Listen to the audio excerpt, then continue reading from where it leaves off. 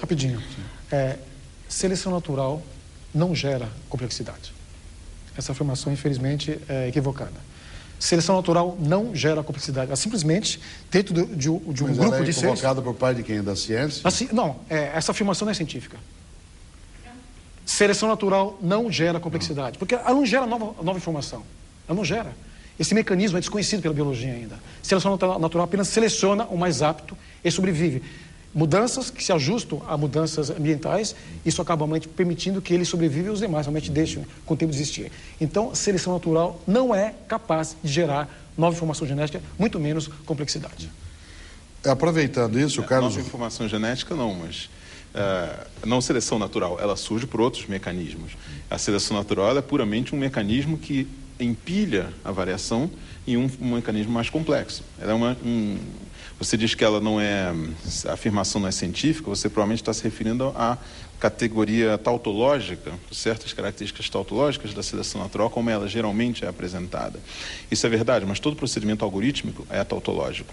Então, a seleção natural, ela realmente é um mecanismo tautológico capaz de gerar complexidade, porque existem os mecanismos de herança. E aí tem algo que o Carlos Rocha, que é sociólogo de Guarulhos, no estado de São Paulo, pergunta, né, ao Naor, que é o seguinte, para você comentar: a vida humana provém do evolucionismo, enquanto a consciência humana é fruto do criacionismo. Discordo. Para você comentar. Na realidade, eu diria que já foi praticamente explicado a associação entre processos evolutivos com uma mente divina de um Deus criador, amoroso, bondoso, são incompatíveis. Não há como associar realmente processos evolutivos com a ação de um Deus, o Deus bíblico com isso. Agora, pode ser outro Deus, não bíblico. Aí realmente não seria um Deus bíblico. Oscar? Tem uma pergunta aqui do Vendel Lima para o Mário. Vida pode surgir da não-vida? Sim, eu acredito que sim. É claro que esses passos iniciais da vida eles só podem ser feitos por simulações. Hoje em dia se conhecem pelo menos 4 tipos de moléculas relativamente simples capazes de duplicação, ou seja, são autorreplicantes. São polipeptídeos relativamente simples, de 20, 25 aminoácidos, numa ordem muito específica, que são capazes de replicação em condições de laboratório, mas que são condições não incomuns em vários pontos da Terra. Então, eu acredito que, sim, vida surge de não-vida. É claro que o que a gente chama de vida e não-vida, existe uma certa flexibilidade aí. É a partir dos primeiros mecanismos de herança, é a partir da replicação com herança, é a partir simplesmente de replicação. A gente pode discutir isso. Agora, eu não vejo nenhum problema, conhecendo hoje o que se conhece sobre os processos de metabolismo molecular, em se ter organismos com metabolismo, replicantes e com herança, a partir de precursores que todo mundo diria que são não vivos. Paulo Rafael, de Campinas, do estado de São Paulo, pergunta para você, Naor, se você acredita em vida após a morte. Vida após a morte. Existem vários modelos. Coerentemente com a minha confiança na fidedignidade da Bíblia, eu realmente me reporto a ela para responder essa questão. Eu creio realmente que pode existir vida após a morte, né? E no contexto bíblico cristão.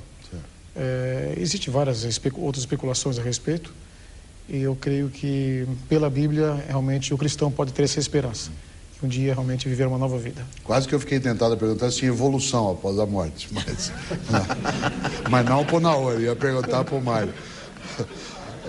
Oscar. Existe involução. Uma pergunta para você, feita pela Ema. Feita para o Mário? Ema, para o Naor. Por que acreditar em um criador sem criatividade que desde a explosão do Cambriano explora os mesmos padrões corporais, destruindo-os e recriando-os? Muito bem, você está associando novamente a evolução com o criador. Não existe espaço dentro da religião bíblico-cristã e dentro do criacionismo para as macroevoluções. Microevoluções, estamos perfeitamente, recomendação gênica, as modificações microevolutivas, aceitamos, essas são válidas.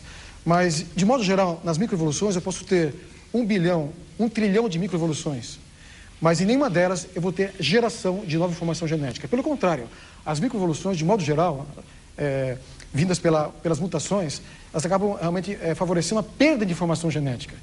E eu realmente, para ter pequenas mudanças, eu preciso ter geração de criar nova informação genética, a partir dela surgir então novos órgãos. Esse mecanismo realmente, volto a dizer, ele não existe. Não existe nenhum mecanismo conhecido capaz de gerar nova informação genética. Qualquer literatura evolucionista não vai trazer nada a esse respeito. Olha, desculpa, eu fiz aquela pergunta anterior sobre vida pode surgir da não vida, que você respondeu afirmativamente. Eu gostaria de ouvir a sua opinião sobre isso. Vida? Pode surgir da não vida? Bem, eu creio que nós, seres humanos, podemos entender perfeitamente o significado de uma vida. É difícil até definir vida, alguma coisa muito complexa. Não é? Um ser vivo e um ser morto, que diferença grande existe entre um e outro. Então, eu creio que a vida jamais pode surgir de não vida. Inclusive, o princípio da biogênese, que é da própria biologia, vida só provém de vida. Você queria fazer um complemento? A gente está fechando o bloco, mas dá tempo. Eu acho que, considerando tudo que nós sabemos hoje sobre micro e macroevolução e todos os processos contínuos que se estendem entre um e outro, falar que microevolução não racionalmente se estende à macroevolução é mais ou menos o mesmo que dizer que as leis da gravidade que se aplicam à pedra caindo no chão não são as mesmas que regem o movimento dos planetas. Eu acho que é mais ou menos o mesmo nível de incongruência. Uma das perguntas que aparece aqui, que eu vou fazer logo depois do intervalo, pro último bloco, vai retomar isso. Aí eu queria voltar, claro.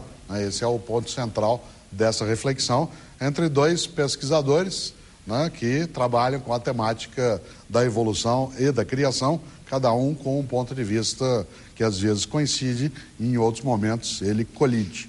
Diálogos Impertinentes hoje trata do tema evolucionismo e nós agora vamos fazer um intervalo, já voltamos.